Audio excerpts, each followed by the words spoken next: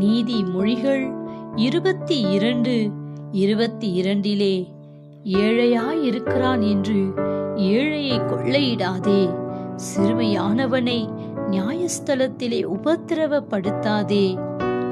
இன்றைக்கு ஏழைகளை கொள்ளையிடுகிறதும் அவர்களை உபத்திரவப்படுத்தி வேதனைப்படுத்துகிறதையும் கர்த்தர் கேட்கிறவராயிருக்கிறார்.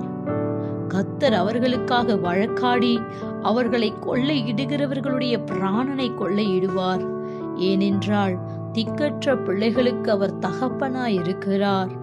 ஏழைகள் பாழாக்கப்பட்டதின் நிமித்தமும் எளியவர்கள் விடும் பெருமூச்சியின் நிமித்தமும் நான் இப்பொழுது எழுந்து அவர்கள் மேல் சீறுகிறவர்களுக்கு அவர்களை காத்து சுகமாயிருக்க பண்ணுவேன் என்று கர்த்தர் சொல்லுகிறார். ஏழைகளுக்கு பலனும் எளியவர்களுக்கு திடனுமாயிருக்கிறவர் நம் கர்த்தராகிய ஆண்டவர் ஒருவரே.